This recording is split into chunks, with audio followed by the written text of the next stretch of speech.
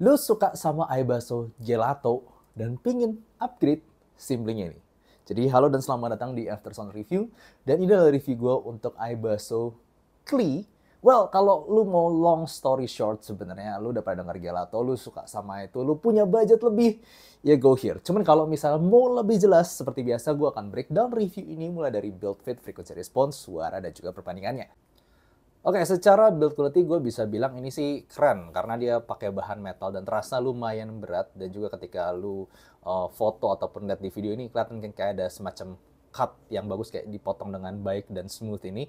Gak bohong, tapi dengan warna biru seperti ini sangat mengingatkan gue sama Moondrop Starfield.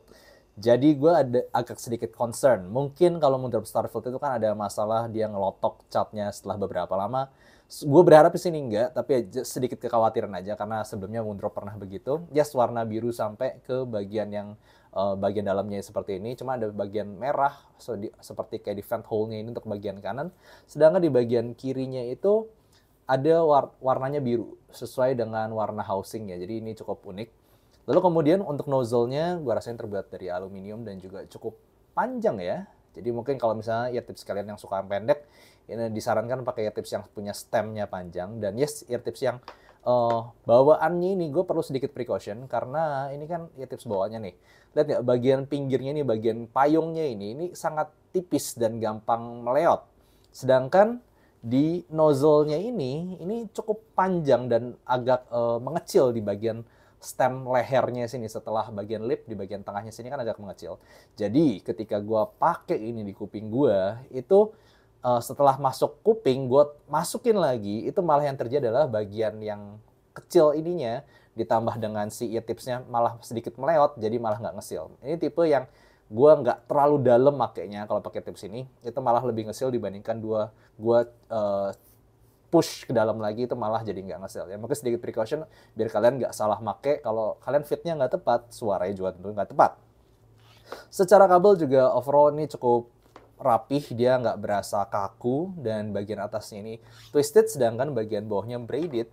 Dan lu mendapatkan juga jack yang interchangeable. Ini lu dapetin yang 3,5 mm dan juga 4,4 mm. Itu tipe yang locking for seperti ini, tinggal di unscrew aja di bagian tengahnya sini, lo tinggal dicabut ya, seperti pada biasanya. Jadi overall nice lah, lo dapetin kabel yang cukup bagus di sini, nggak kaku dan berasa kualitasnya lumayan. Secara fitting sebenarnya gue nggak ada problem kecuali pakai ear tips bawaannya yang memang bagian pinggirnya tipis banget ini. Jadi kalau gue malah masukin terlalu dalam itu malah sealnya hilang. Jadi ini tipe yang kalau misalnya kalian sama-sama pakai tips yang putih ini ya, ini tipe yang udah plek gini taruh di kuping, udah nggak usah terlalu masuk karena dia udah ngesil, karena dia udah mekar gitu. Kalau dimasukin lagi ke dalam itu malah kayak pinggirnya tuh meleot jadi nggak ngesil gitu ya. Mungkin sedikit precaution aja kalau misalnya kalian belum terbiasa pakai ear tips semacam ini yang pinggirnya gampang meleot. Dan kalau misalnya gue dapetin fitnya dengan baik, sebenarnya ear guide-nya, kemudian posisi di kuping gue, beratnya ini sebenarnya no problem juga.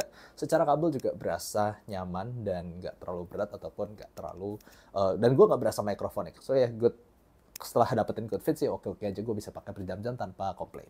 Bahas mengenai tonality and frequency response dari Aibaso Kli ini, dia bisa dikategorikan sebagai simply V-shape, di mana penekanan utamanya lebih ke area mid bass, kemudian area upper mid-nya cukup maju sekitar 2 kHz, 3 kHz rada turun, dan 4 kHz naik lagi. Nah ini memang bikin dia itu punya tonal yang fun. Satu, bassnya itu asik, mukul tapi nggak terlalu dalam. Jadi memang fokusnya area mid bass. Lu berasa ketebalannya ketika mukul itu, tapi dia nggak terlalu bisa kasih rumble dum dari bawah gitu. Kalau misalnya dengerin music dari soundtrack fantasy movie seperti itu, dia lebih ke pukulan aja. Misal buat lagu EDM ataupun lagu-lagu yang fun, lu dapetin pukulannya nih. Secara kontrol dia tidak terlalu cepat ataupun tidak terlalu lambat, tapi ya cukup all rounder buat gue. Cuman memang nggak terlalu cepat buat lagu-lagu rock.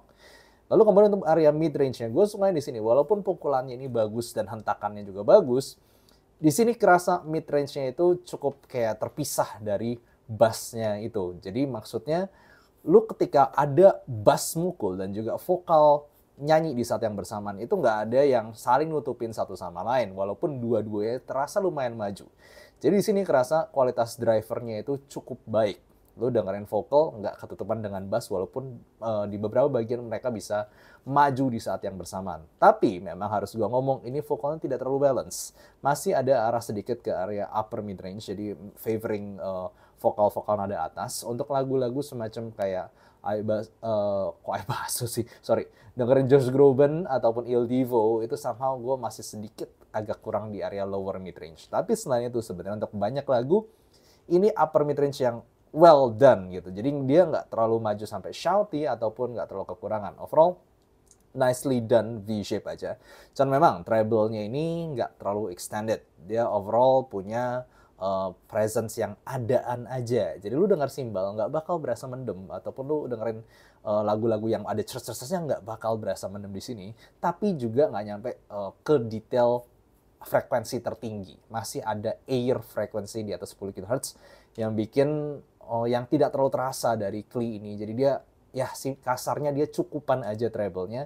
Tidak terlalu kasar, tidak terlalu maju, tidak terlalu nyerang juga, tapi tidak sampai dark juga. Overall, nicely done V-shape.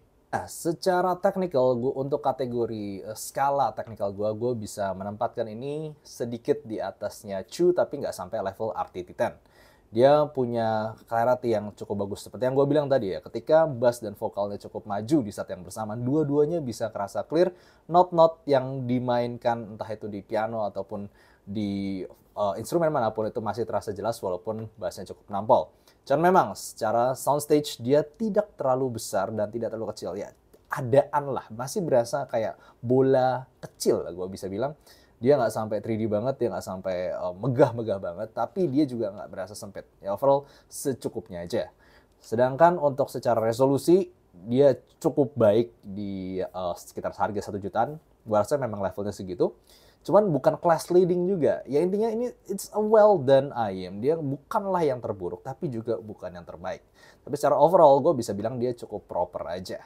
Nah, gimana Bang? Pasti ditanya dibandingkan dengan Kevin Kline, salah satu yang gue puji di under 1 juta kemarin, dan salah satu benchmark gue juga. Kevin Kline buat gue punya timbre yang lebih natural dan suara yang overall lebih balance. Dua-duanya masih mengarah ke mild V-shape, tapi lebih V kerasa di Klee ini dengan hentakan mid bass yang lebih maju dan juga vokal yang lebih kontras.